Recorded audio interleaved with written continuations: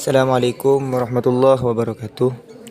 Ada pertanyaan, apakah benar perbuatan maksiat yang dilakukan anak berakibat buruk kepada orang tua atau leluhur yang sudah meninggal, seperti menderita di dalam kubur atau tersiksa di dalamnya?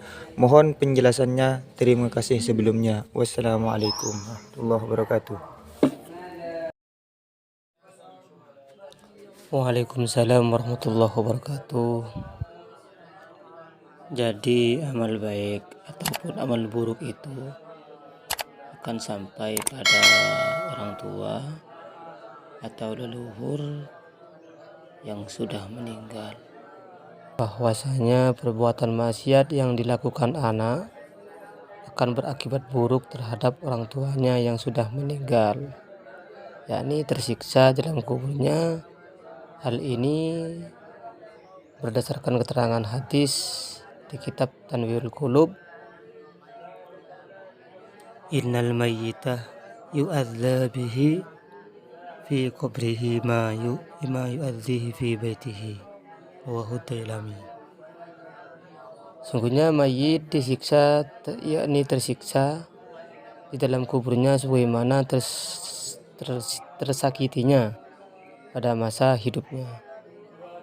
Yang dimaksud mayit itu tersiksa, yakni tersakiti akibat dari kelakuan orang yang hidup. Artinya orang yang mati dijelek-jelekkan, dicaci maki, sebagaimana dia dicaci maki dan dijelek-jelekkan pada masa hidupnya. Hal seperti ini yang dapat menyakiti orang yang meninggal. Jadi kalau orang yang mati mempunyai keburukan-keburukan terus dicaci maki di dunia, maka akan berakibat buruk di dalam kubur. Makanya orang yang sudah meninggal itu tidak diperbolehkan dibicarakan keburukannya tidak boleh dibicarakan. Selain itu, mayit bisa juga tersiksa karena meninggalkan anaknya dalam keadaan bodoh sehingga berbuat maksiat, memaki dan lain-lain. Karena ada man tarakal walada jahilan fakana kullu dzambin amalahu alaihi.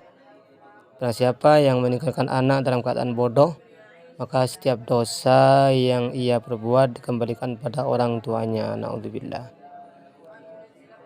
Sungguhnya selain itu bisa jadi mayit disiksa karena tangisan ahlinya, yakni tangisan yang luar biasa dengan tanda kutip yang menyaringkan suaranya sampai merobek pakaian atau memukul pipinya dan lain-lain.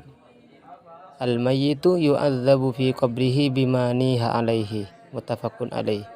Mayit akan disiksa karena tangisan ahlinya, tangisan yang luar biasa. Ada juga kalau berwasiat juga disiksa juga di dalam kubur. Al-mayyitu yu'adzabu fi qabrihi bisababi bukai ahlihi idza awsa bidzalik ila akhirih. Ini juga pendapatnya. Juga dijelaskan dalam suatu keterangan yang lain bahwasanya amal-amalnya orang yang hidup itu diperlihatkan kepada keluarganya yang mati. Jika keluarganya yang mati itu melihat kepada perbuatan baiknya orang yang hidup, maka orang yang mati itu bahagia. Dan jika orang yang mati itu melihat kepada perbuatan buruknya orang yang hidup, maka orang yang mati itu sedih. Dan orang yang mati itu mendoakan kepada orang yang hidup agar supaya orang yang hidup itu diberi hidayah, petunjuk oleh Allah.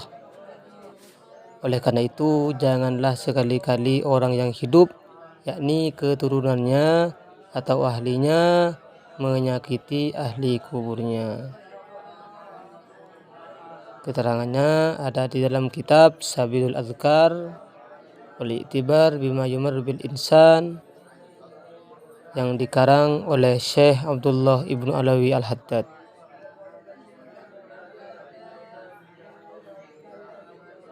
Juga disebutkan bahwasanya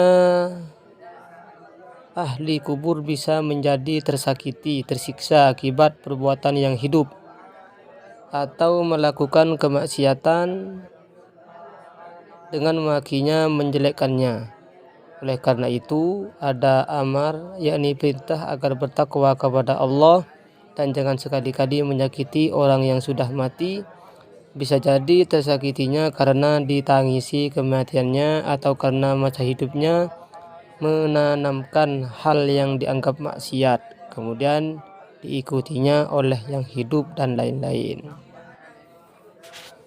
Faqala Rasulullah sallallahu alaihi wasallam, man sanna fil islami sunnatan hasanatan falahu ajruha wa ajru man amila biha ba'dahu min ghairi ay yanqusa min ujurihim syai'. Wa man sanna fil islami sunnatan sayyi'atan kana alaihi wizruha wa wizru man amila biha min ba'dihi min ghairi ay yanqusa min awzarihim syai'. Jadi ini sebagian keterangan-keterangan tentang amalan jariyah yang berakibat kepada orang yang sudah meninggal. Lain halnya dengan orang tua yang telah memondokkan anak-anaknya, terus anak tersebut melakukan perbuatan-perbuatan maksiat, maka perbuatan-perbuatan tersebut tidak akan menyebabkan atau tidak akan berakibat kepada orang tua yang sudah meninggal.